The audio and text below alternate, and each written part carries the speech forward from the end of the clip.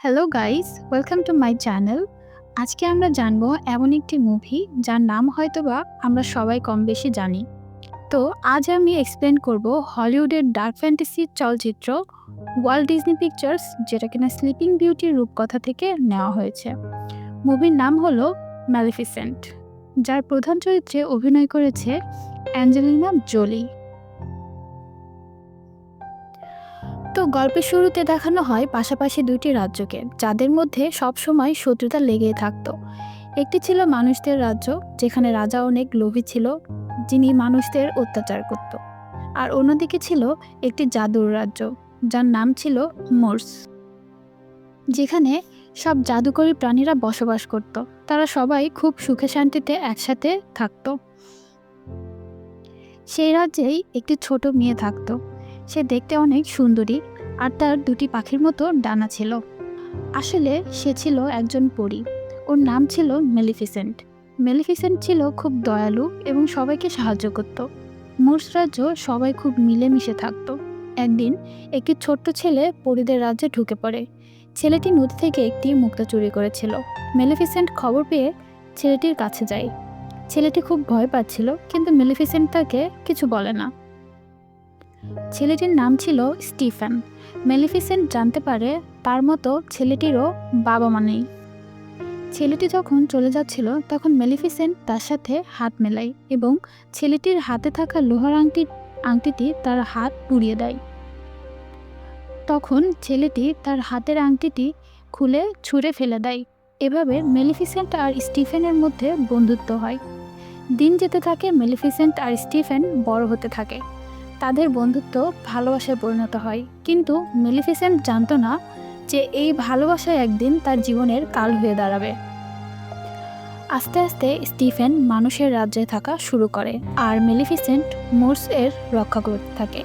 এর মধ্যে একদিন মানুষের রাজ্যের রাজা মোর্সে হামলা করে, কিন্তু মেলিফিসেন্টের জাদুর সেনার সাথে পেরে ওঠে না। জঙ্গলের সব গাছ মেলিফিসেন্টের হয়ে যুদ্ধ করে। এই যাত্রায় মেলিফিসেন্টের জয় হয়, কিন্তু রাজা এখানেই থেমে থাকে না। সে ঘোষণা করে যে মেলিফিসেন্টকে মারতে পারবে সে হবে পরবর্তী রাজা। তার সাথেই রাজার মেয়ের বিয়ে হবে। তখন স্টিফেনের লোভ তাকে পেয়ে বসে। সে ছিল প্রথম থেকেই লোভী।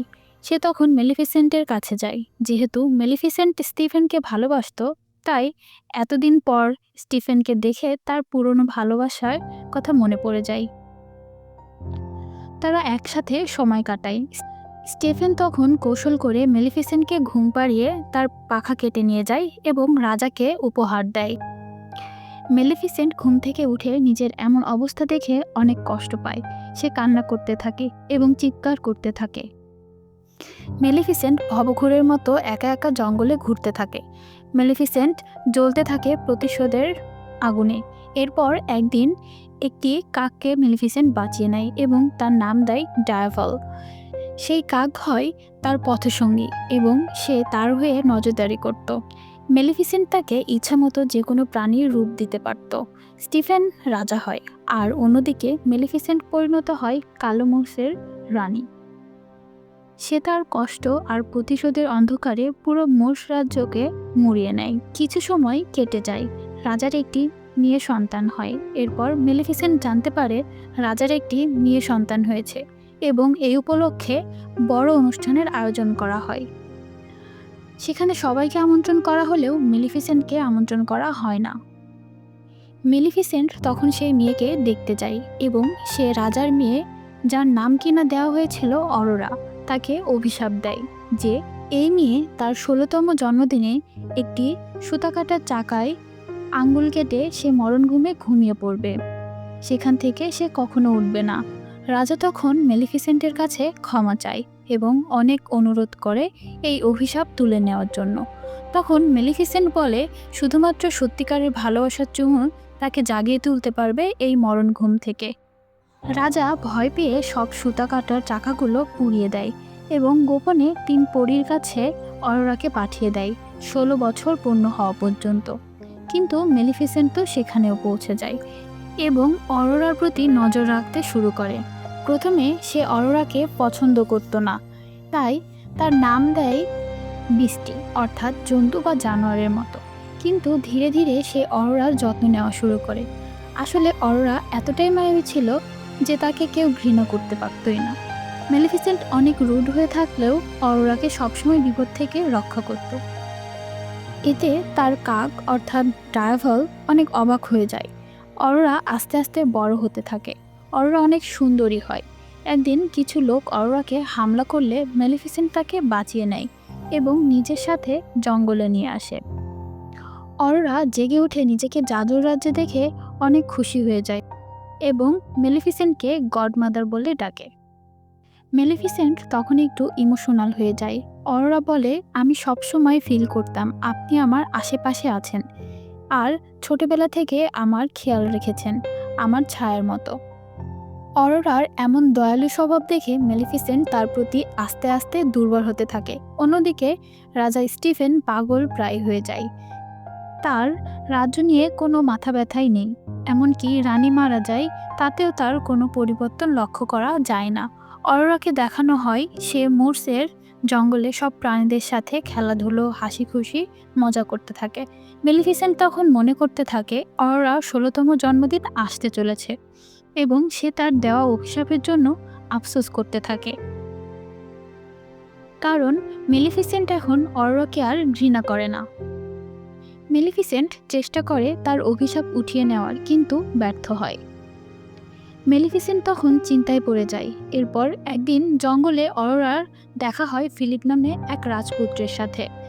প্রথম দেখাতেই দুজন দুজনকে পছন্দ করে ফেলে। মেলিফিসেন্টও দূর থেকে এটি লক্ষ্য করে এবং তার মনে একটি আশার আলো জাগে, হয়তো এই ফিলিপই হতে পারে অরোরা সত্যিকারের ভালোবাসা। তারপর চলে আসে অরোরা 16তম জন্মদিনের আগের দিন।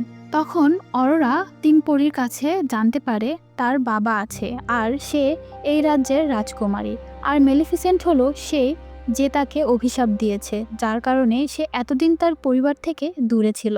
অরোরা তখন অনেক কষ্ট পায় এবং তার সারা জীবন মুছে থাকা স্বপ্ন ভেঙে যায়। সে মেলিফিসেন্টের ওপর রাগ করে রাজপ্রাসাদে তার বাবার কাছে যায়। রাজা স্টিফেন তার মেয়েকে দেখে অনেক খুশি হয়, কিন্তু 16তম জন্মদিনের একদিন আগে এসে পড়ায় সে অনেক চিন্তায় পড়ে যায়। এরপর অরোরাকে বন্দি করে রাখার নির্দেশ দেয় এবং সব সৈন্যদের নিয়ে তৈরি হতে থাকে মেলিফিসেন্টের সাথে যুদ্ধ করার জন্য।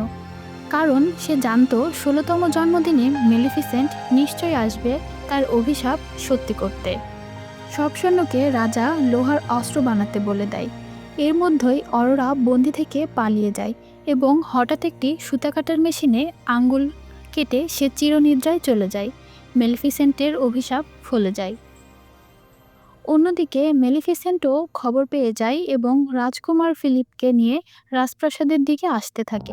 রাজকুমার ফিলিপকে সে অরোরার কাছে পাঠায়, ফিলিপের সত্যিকারের ভালোবাসার চুমু অরোরাকে ঘুম থেকে তুলতে পারবে ভেবে। রাজকুমার ফিলিপ অরোরাকে পছন্দ করত ঠিকই, কিন্তু সে অরোরাকে চুমু খায়, তবুও অরোরা ঘুম থেকে ওঠে না। মেলিফিসেন্ট তখন বুঝতে পারে ফিলিপ অরোরার সত্যিকারের ভালোবাসা নয়। সে তখন নিরাশ হয় এবং অরোরার কাছে যায়। মনে অনেক কষ্ট নিয়ে সে অরোরার কপালে চুমু দেয় এবং তার দীর্ঘায়ু কামনা করে। তখন দেখা যায় অরোরা সত্যি সত্যি জেগে ওঠে, অর্থাৎ মেলিফিসেন্টই হলো সে যে কিনা অরোরাকে সত্যিকারের ভালোবাসত। রাজাকে তখন এক সৈন্য খবর দেয় মেলিফিসেন্ট প্রাসাদে এসে গেছে। রাজা খবর পেয়ে মেলিফিসেন্টের ওপর হামলা করে। সে জানতো লোহা পরীদের জ্বালিয়ে দেয়, তাই মেলিফিসেন্টের ওপর লোহার জাল নিক্ষেপ করে এবং মেলিফিসেন্টকে আটক করে। ট্রাইভালও কিছু করতে পারে না এবং অরোরা এসবে ভয় পেয়ে যায়। মেলিফিসেন্ট কোনোভাবে ড্রাইভালকে ড্রাগনে রূপান্তর করে দেয় এবং ড্রাইভাল রাজার সৈন্যদের সাথে লড়াই করতে থাকে। মেলিফিসেন্ট অরোরাকে পালিয়ে যেতে বলে। অরোরা তখন দৌড়ে একটি কক্ষে পৌঁছায়, যেখানে মেলিফিসেন্টের পাখা একটি কাচের বক্সে বন্দি করে রাখা ছিল। পাখাটি তখন নড়তে থাকে। ওইদিকে ড্রাইভাল আবার আটকা পড়ে যায় রাজার সৈন্যের কাছে এবং মেলিফিসেন্টকেও রাজা তার সৈন্য দিয়ে ঘিরে ফেলে। ওইদিকে অরোরা পাখাগুলোকে মুক্ত করে দেয় এবং পাখাগুলো উড়ে মেলিফিসেন্টের কাছে যেতে থাকে। রাজা যখনই মেলিফিসেন্টকে মারতে নেবে, এমন সময় মেলিফিসেন্টের পাখাগুলো এসে মেলিফিসেন্টের সাথে যুক্ত হয় এবং মেলিফিসেন্ট উড়ে রাজার থেকে বাঁচে। মেলিফিসেন্ট তার পাখা পায় এবং আগের মতো আবারও শক্তিশালী হয়ে ওঠে। তারপর ড্রাইভলকে মুক্ত করে দেয় এবং রাজার সৈন্য আর মেলিফিসেন্টের সাথে পেরে ওঠে না, ফলে তারাও হেরে যায়। মেলিফিসেন্ট রাজাকে উড়িয়ে প্রাসাদের উঁচু স্থানে নিয়ে যায় এবং মাটিতে ফেলে দেয়। এভাবে মৃত্যু হয় লোভী রাজা স্টিফেনের। এরপর অরোরাকে মোর্স এবং মানুষের রাজ্যের দুটোরই রানী ঘোষণা করা হয় এবং মোর্স রাজ্য আবার আগের মতো সবুজে ভরে ওঠে। সবাই আবার মিলেমিশে থাকতে শুরু করে। তো এই ছিল আজকের ভিডিও। এই গল্প আমাদের শেখায় সত্যিকারের ভালোবাসা আসলে কি এবং লোভ কিভাবে মানুষকে ধ্বংস করে দেয়। ভালো লাগলে লাইক, সাবস্ক্রাইব, শেয়ার করবেন এবং বেল বাটনে ক্লিক করুন পরবর্তী ভিডিওর নোটিফিকেশন সবার আগে পাওয়ার জন্য। আর আপনাদের কোনো মুভি নিয়ে রিকোয়ারমেন্ট থাকলে কমেন্ট করে জানাবেন, আমি পরবর্তীতে সেটা আমার চ্যানেলে আনার চেষ্টা করব। দেখা হবে পরবর্তী কোনো মুভি এক্সপ্লেনেশন নিয়ে। আল্লাহ হাফেজ।